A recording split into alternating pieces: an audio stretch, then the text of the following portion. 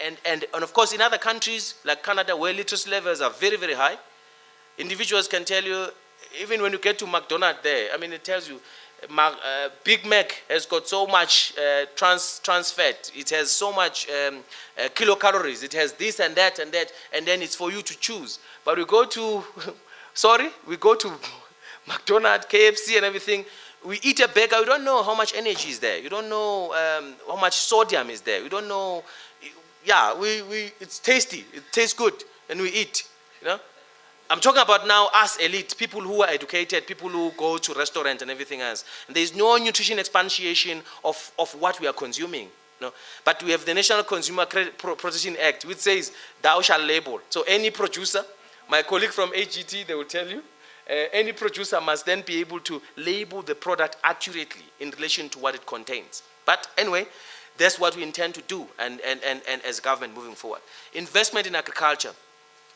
I want to share with you this, that the NDP in Chapter 6 does, in a way, appreciate the fact that your rural land, you can't collateralize it, if there's anything like that. Therefore, public investment in that space should be encouraged, because private investment won't go there, because their investment is not protected. So this is what we're trying to do, and I'm going to share with you how we're going to do it. Improved market participation. There is dominance of 4 to 5 national retailers in South Africa. Food retailers.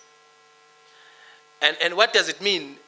There is the Competition Tribunal set on a number of cases. One of it was bread. Fined the bread industry. They paid whatever millions they paid back to the National Competition Commission. But the price of bread never went down. And in actual fact, instead of going down, it increased. You know, I was asking myself, but where is that money? Because by law, if we have fined the companies that are colluding, you need to reinvest that money in the very same sector for you then to enable competition to happen, to reduce the commodity price. But, I mean, are we seeing new bakeries, new businesses within the bread industry? I haven't seen them. And one will say, but yeah, you're talking macroeconomics. It's food security. It translates to access to food. What happens at a macroeconomic level translates to access to food. So this is why I'm saying the market participation become a key issue.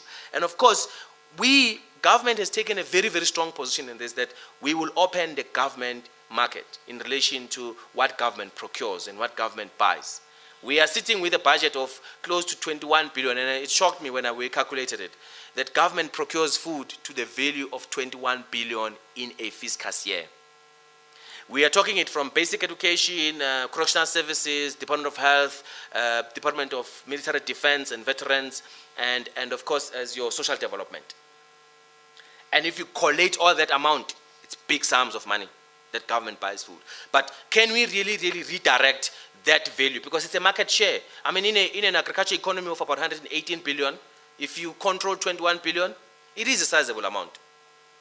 It is a sizable amount. So you start now thinking about, when you see the numbers, now the question is, what are we doing about it? Can we really, really transform the rural economy with this currency? Because this is the currency that government has. And predominantly, most of it is spent within rural areas. But because of the dominance of the your macro-liberal, your neoliberal dominance of your 4 or 5 retailers, that money leaves the rural space, so it doesn't develop rural economy.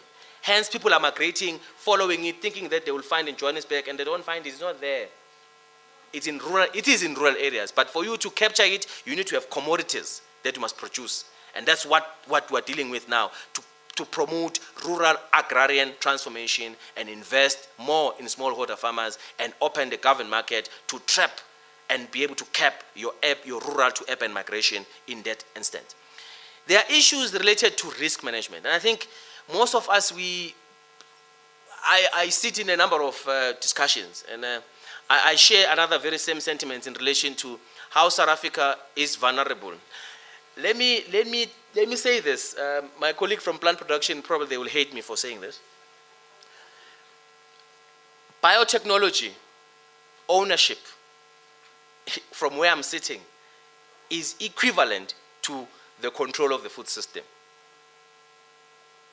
And most people will say, but what are you saying, Ndimande? I mean, it's equivalent, because if we don't have the genetic material to produce food, if we don't have seeds to produce maize, where are we going to get maize, meal?